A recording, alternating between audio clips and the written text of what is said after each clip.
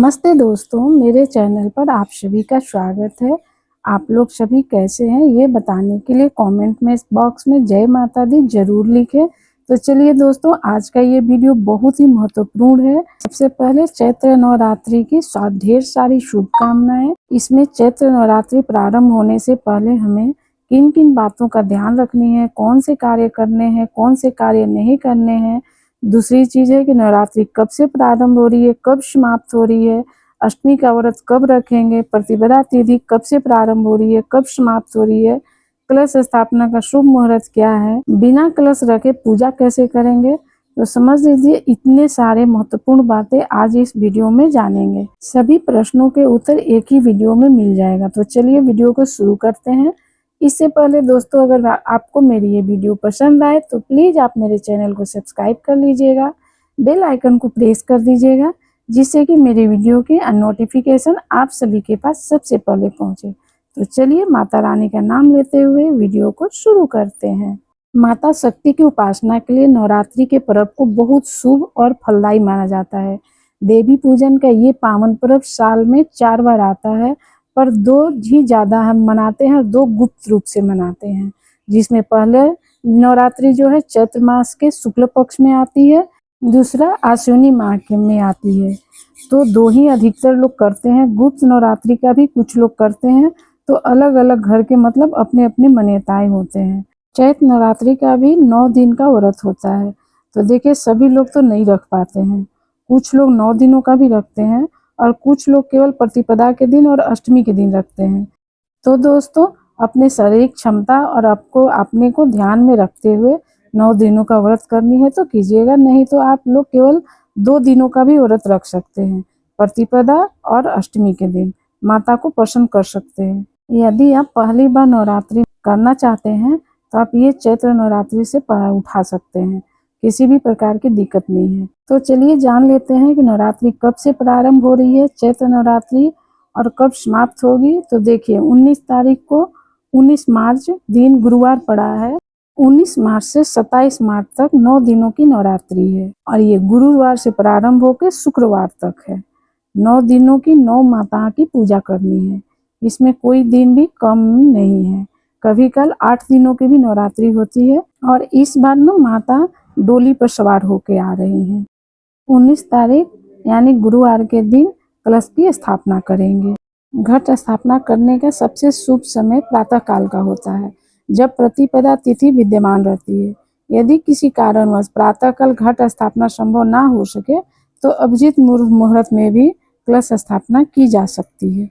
अपनी शारीरिक क्षमता के अनुसार 9 दिन का रखना चाहते हैं तो 9 दिन रख लीजिएगा, नहीं तो 2 दिन भी रखा जाता है, एक प्रतिपदा को और एक अष्टमी तिथि को रखा जाता है।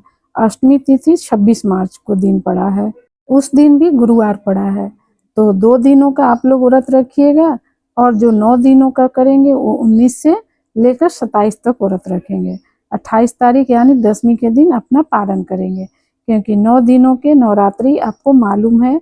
तो 9 दिन नवरात्रि करके तब 10वीं के दिन हम पारण करते हैं। नवरात्रि के 9 दिनों में देवी दुर्गा के 9 स्वरूपों की विधि पूर्वक पूजा की जाती है। प्रत्येक दिन का अपना अलग महत्व और साधना फल होता है। अष्टमी और नवमी तिथि को कन्या पूजन तथा हवन का विशेष महत्व माना जाता है। ये थी साल चैत्र नवरात्रि घट स्थापना की शुभ मुहूर्त से जुड़ी संपूर्ण जानकारी। 9 दिनों की 9 माता का नाम: पहला दिन शैलपुत्री, दूसरा ब्रह्मचारिणी, तीसरा दिन चंद्रघंटा, चौथा कुष्मांडा माँ, 5वां स्कंद माता, 6ठा कात्यायनी माता, 7वां कालरात्रि, 8वां महागौरी, 9वां सिद्धिदात्री माता की पूजा। ये माँ दुर्गा के 9 रूप हैं, जिनकी पूजा नवरात्रि के 9 दिनों में की जाती है। नवरात्रि शक्ति की साधना का पर्व है। यह ऐसा समय है जब हर साधक संसार की सभी तामसिक ऊर्जाओं को छोड़कर सिर्फ माँ दुर्गा की साधना में खुद को मग्न रखना चाहते हैं। नवरात्रि के पर्व में शक्ति स्वरूपा माँ दुर्गा की मन से की गई उपासना से साधकों को हर कार्य सिद्ध होते हैं और आपकी पूजा से प्रसन्न होकर माँ दुर्गा आपकी हर मनोकामना को पूर्ण करती हैं। यह साधना शुरू होती है नवरात्र के प्रथम दिन से जब माँ दुर्गा के साथ ही माता के प्रथम रूप माँ शैलपुत्री की पूजा भी की जाती है। माँ शैलपुत्री की पूजा सामग्री: माँ शैलपुत्री की प्रतिमा या तस्वीर, सफेद रंग के पुष्प, सफेद रंग की मिठाई। यदि आपके पास माँ शैलपुत्री और माँ के अन्य रूपों की तस्वीर उपलब्ध ना हो तो आप माँ दुर्गा की ऐसी तस्वीर ले सकते हैं जिससे माता के 9 स्वरूप दिखाई दे। अगर वह भी संभव ना हो तो माँ दुर्गा की प्रतिमा या तस्वीर भी उपयुक्त है, क्योंकि माँ दुर्गा में ही उनका हर स्वरूप निहित है। नवरात्रि प्रतिपदा तिथि को सबसे पहले सुबह उठकर स्नान करें और माँ भगवती और माता शैलपुत्री की पूजा के लिए लाल या पीले रंग के स्वच्छ वस्त्र धारण करें। इसके बाद पूजा स्थल को ठीक से साफ करके गंगा जल से शुद्ध करें। मंदिर को अपनी रुचि अनुसार सजाएं। अब इस स्थान में चौकी स्थापित करें। इस बात का ध्यान रखें कि चौकी को पूर्व दिशा की ओर स्थापित करें।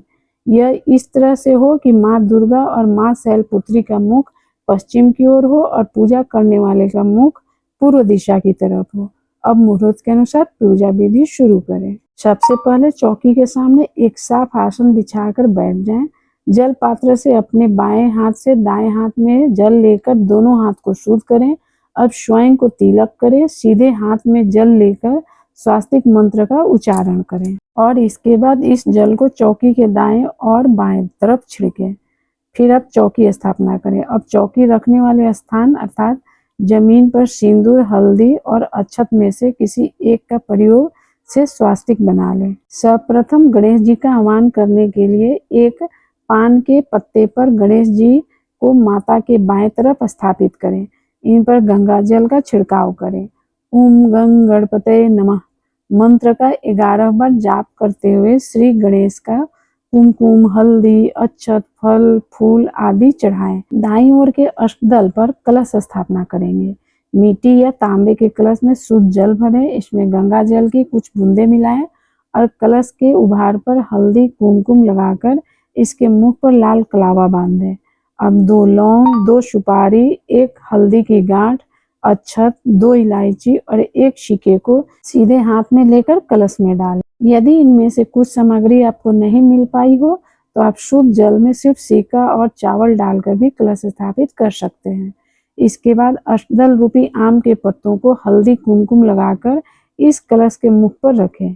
अब नारियल पर लाल चुनरी या लाल वस्त्र को कलावा की मदद से लपेट लें और कलश पर रख दें। इसके बाद नारियल पर हल्दी कुमकुम और अक्षत अर्पण करें। घट स्थापना के लिए सबसे पहले एक मिट्टी का बड़ा कटोरा लें। उसमें साफ गीली काली मिट्टी भरें। अब उसमें जौ या गेहूं जो आपके पास उपलब्ध हो वो बो दें। घट पर हल्दी और कुमकुम लगाएं, कलावा चढ़ाएं। इसे अंजुली की मदद से पानी डालकर सींचें। अखंड ज्योत के लिए एक दीपक में घी या तेल लेकर दीपक जलाएं और इसे एक आवरण से ढकें। ध्यान दें कि नवरात्रि के दौरान प्रज्वलित यह ज्योति लगातार जलती रहे। माता दुर्गा के लिए ओम दुर्गाय नमः मंत्र के साथ माता शैलपुत्री का आह्वान करें और ओम देवी शैलपुत्री नमः मंत्र का 5-5 बार जाप करें। इस आह्वान के बाद अब माता को कुमकुम हल्दी लगाएं। तत्पश्चात माँ को फूल और माला पहनाएं। इसके बाद माँ दुर्गा को लाल चुनरी, पूरा श्रृंगार और फल अर्पित करें। माता शैलपुत्री को सफेद रंग बहुत प्रिय है, इसलिए माँ शैलपुत्री को सफेद रंग की पुष्पमाला और सफेद रंग का वस्त्र चढ़ाएं। माता दुर्गा को हलवा पूड़ी का भोग लगाएं। माँ शैलपुत्री को सफेद मिठाई बहुत प्रिय है, इसलिए पहले दिन की पूजा में सफेद मिठाई का भोग अवश्य लगाएं। यदि आप संपूर्ण श्रृंगार एकत्रित नहीं कर पाए तो माता को मेहंदी अवश्य अर्पित करें। यह माता के प्रिय श्रृंगारों में से एक है। आप दुर्गा सप्तशती को नमन करके इसका पाठ करें। यदि आप दुर्गा सप्तशती का पाठ एक साथ करने में असमर्थ हैं तो इसे अपने समय के अनुसार कर सकते हैं। और अब आरती करें।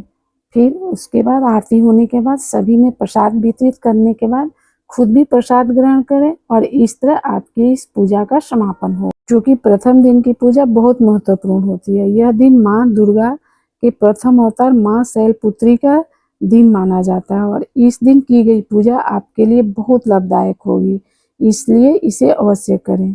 इस वीडियो के माध्यम से आप संपूर्ण पूजा को सबसे सरलतम विधि से संपन्न कर पाएंगे और माँ दुर्गा का आशीष आपको जरूर प्राप्त होगा। महापर्व नवरात्रि आध्यात्मिक के अद्भुत अनुभव देने वाला एक अलौकिक पर्व है।